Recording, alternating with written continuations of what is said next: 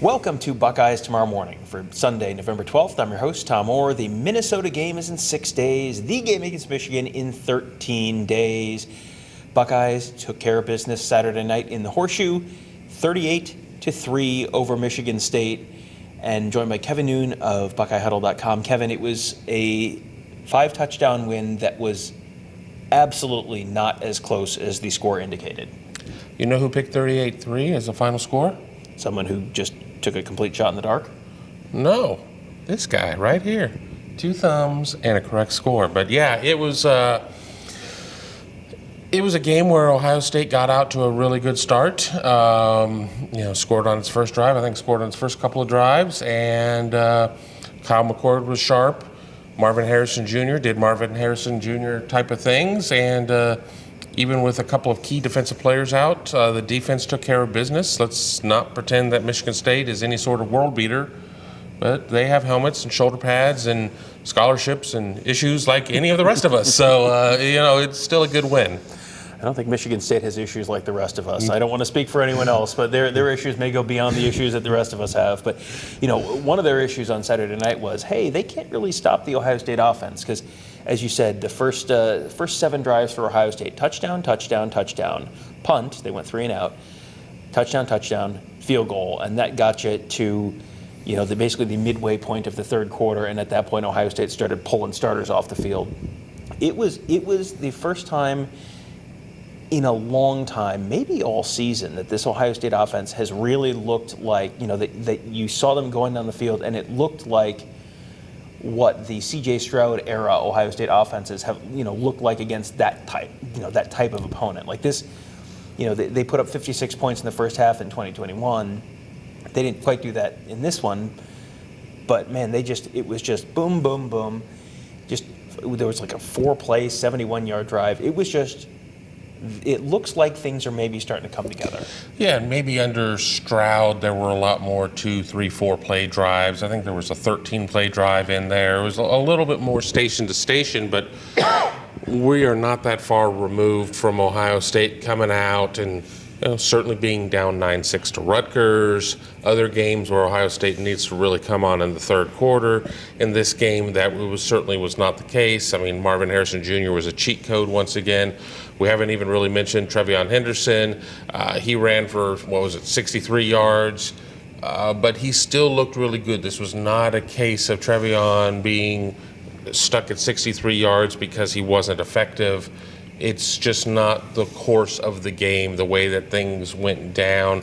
Ohio State with 32 carries on the game, but I think a lot of that, too, was because, okay, we're just trying to play out the clock now. We bring in Evan Pryor at that point to go. I mean, obviously, they seem to be bound and determined not to play Dallin Hayden at this point, not going to burn his red shirt over this one, but yeah, I think that we saw some glimpses to a much more functional offense than what we have seen at times this year. And as I get ready to write tail of the tape for Minnesota, I expect some of these offensive numbers to be a little bit better than what I wrote in the Michigan State game.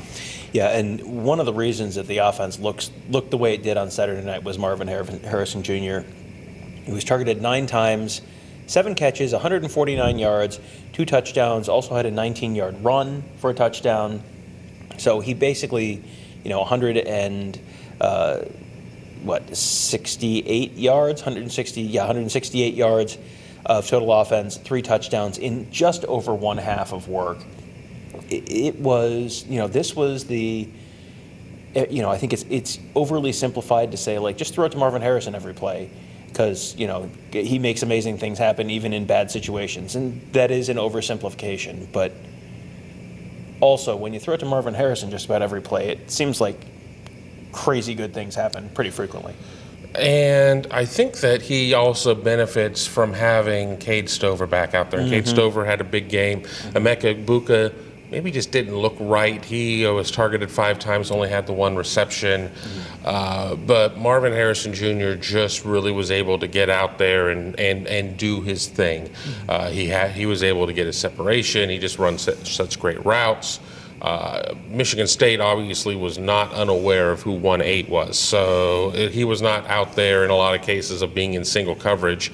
He was just able to go out and do what it is that he does, and that is just make great plays. But having Cade Stover back out there as well, who played a half as well as he was coming back from injury, I think having that 1-2 punch right there is huge. Ohio State still has some time, I think, to get Emeka Egbuka back in rhythm, and that's really kind of one of these big things of where if Ohio State is able to have a couple of options in the passing game, is able to have a healthy Trevion Henderson with a Chip Trainum or somebody as kind of a change of pace, that's going to be a big difference compared to what Ohio State has gone into the last 2 Michigan games with. Yeah, no question. On the defensive side of the ball, Ohio State was playing without 3 starters. You look at Michigan State's numbers this year, and it was not like a big surprise that Michigan State was not a particularly gifted offense. But even playing without Tommy Eichenberg, playing without both of your starting safeties, no Lathan Ransom, no Josh Proctor, that was that's substantially shorthanded. Michigan State is not a great passing attack. Michigan State is not a great rushing attack. But the Buckeyes, were not dominant in the way that they have been at times this season, but they were, they got off the field when they had to get off the field. Yeah, you look at Michigan State, 182 yards. I think that they're going to be people, they're going to be like, well, they gave up too much yardage on the ground. Well, when you go and you look at it, it was 94 yards. Oh, drives felt like they were prolonged. Well, Michigan State was 2 of 14 on third down. So I think there's the moment of how you felt like right there in that moment. But then when you sit there and you look at it more from a top-down type of view, it's like, maybe it wasn't as bad as we thought. I mean, sure, they certainly missed Tommy Eichenberg out there, in my opinion. I think that there were a couple of runs that probably would have been bottled up a lot quicker by Tommy than what we saw out there. But, I mean, you're still held a Big Ten team, a team coming off of a win, even though I think maybe that was more of Nebraska doing Nebraska things than Sparty doing Sparty things. It was still a very good effort, and we know that there's so much about emotion and building off of successes, and Ohio State is going to be going into Minnesota with successes. And if Ohio State's able to continue that through the Minnesota game, which I think everybody's going to be expecting, haven't seen a line yet here at this late hour that we're recording the show, you're going to be feeling pretty good going into that Michigan game. And I'll tell you, Michigan can sit there and say bet all at once or whatever. It doesn't know what's going on necessarily in terms of its coaching makeup of its team and everything else, but Ohio State certainly is going to be in that spot to try and claim a Big Ten East title and get itself to Indianapolis and slay a pretty annoying dragon known as the Michigan fan base while it's at it. Yeah, well, before we get to Michigan, we should talk just a little bit more about Saturday night's game. Do we have to? Yes, well, we're going to talk about the interesting stuff that happened towards the end, because the game was settled at halftime. The game was over at halftime. But you did get a chance to see, really for the first time, it feels like this year, some real extended run for the younger guys. Like, I know they played against Youngstown State in the second half a little bit, and a little bit against Western Kentucky, but now you got some of the true freshmen who, maybe he came in, Lincoln Kienholz, for example, came in over the summer, so really got a late start, was not ready to come in, even in garbage time earlier in the season. Same thing with, like, Calvin Simpson-Hunt, for example, on the defensive side of the ball. Just lost his black stripe. Just lost his black stripe this week, and then goes out, and you're starting to see him make a little bit of an impact on the field. Very late in the games, you're not expecting big things from him in the next 2 weeks or anything, but you sort of start to see the flashes. It's like, September baseball where you call up, some of your prospects, and it's like, okay, a little something to think about for the future. Lincoln Kienholz, it's 2 of 3. You don't want to read too much into 2 of 3 for 18 yards, but controversy. Yeah. Let's not hand him the starting job just yet, but. You saw him. You saw Jelani Thurman. I think people saw enough of Jelani Thurman. It wasn't a ton. It was 2 catches for 18 yards. But there's a little something to get excited about with Jelani Thurman. He just looks different. Yeah, I mean, this was a little bit of a okay for the the few, the proud that stuck around through the cold and the late evening hours of a blowout game, they were rewarded with some interesting stuff to think about for the future.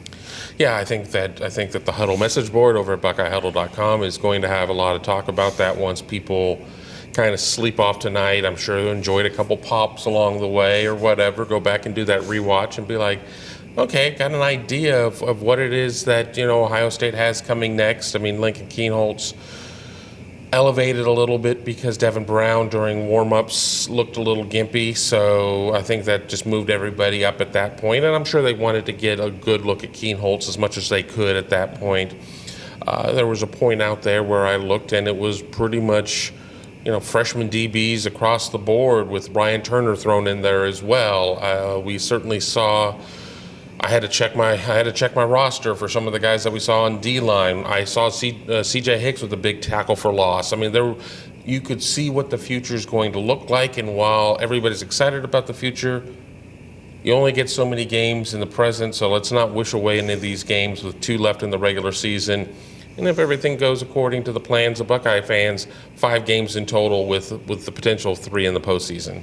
Yeah, and only 1 more home game left in the 2023 Ohio State football season. That doesn't seem possible. And then, here we are, what I say at the start of the show, 13 days until the game against Michigan. Boy, it is after Michigan took care of Penn State, not much question, unless Maryland or Minnesota pulls off a real shocker next week, that is going to be 11-0 versus 11-0 up in Ann Arbor. And boy, won't this be an eventful couple weeks as we head into that game, as Michigan gets its whole legal situation sorted out, and whether Jim Harbaugh gets to coach in that game or the Maryland game or, presumably potentially the Big Ten championship game if they make it that far. We'll be sorting all that stuff out at BuckeyeHuddle.com all week long and for the next couple weeks as we head into that Michigan game. We hope you can join us there. It has been a very, very active and mostly fun few weeks on the Huddle board there. It is, I have never seen a message board thread take off quite like that one did. Thousands and thousands of posts at this point, and just constant activity and new information coming out. You get disappointed when you look and it's like nobody's talked to it for like 15 minutes. Like, is this thing on? Yeah. And that's sometimes at like 4 in the morning that no one has posted in it for 15 minutes. But yeah, so you can find us there. You want to talk to us. You want to talk to Mark Givler about recruiting. You want to talk to Ross and Justin and Mickey about our X's and O's, making you a smarter football fan. That is all on the Huddle board presented by Jeff Ruby Steakhouse, all at BuckeyeHuddle.com. So if you've thought like, maybe I'll try this, it'd be nice to support those guys, or just might be good to get access to a little more information during what is a pretty high stakes time of year for the Ohio State football team between the Michigan game, early signing day, all that kind of stuff. You can sign up today at BuckeyeHuddle.com. Try it for a month, see if you like it. And if you do, great, stick around.